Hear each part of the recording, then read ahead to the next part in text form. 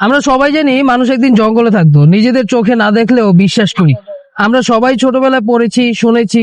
ছিল না কোনো ঘর, দালান, দরজা, ছিল না নিরাপত্তার কোনো বালাই, কারণ তখন প্রয়োজনই ছিল না।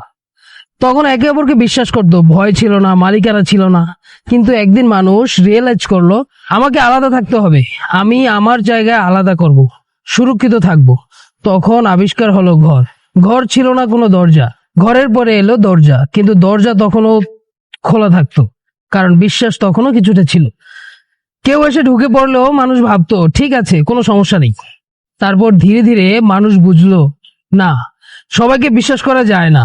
এলো তালা, কারণ তখন যে কেউ যখন তখন ঢুকে পড়তো, প্রাইভেসি বলে কিছু থাকতো না। কিন্তু তাতেও সমস্যা কমলো না, তালা ভেঙে ফেলতে শিখে গেল মানুষ। তখন মানুষ ভাবলো, তালার পাশাপাশি যদি মনিটর করা যেত তাহলে তো চোর ধরা পড়ে যেত। তাই এলো সিসিটিভি ক্যামেরা।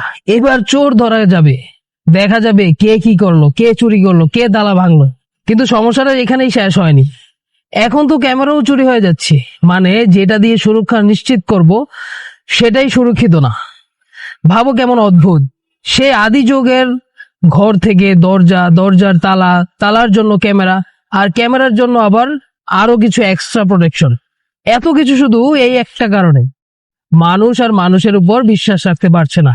সেদিন একটা খোলা ঘর ছিল, আজ একটা সিল করা ঘরেও নিরাপত্তা নেই।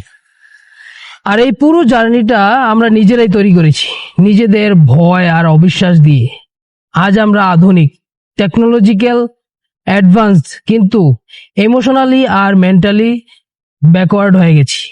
তুমি যখন তালা দাও, ক্যামেরা বসাও, প্রযুক্তি ব্যবহার করো, যদি বিশ্বাস না ফেরাও, ক্যারেক্টার তৈরি না করো, তাহলে প্রোটেকশন একটা ইলিউশন ছাড়া কিছুই না।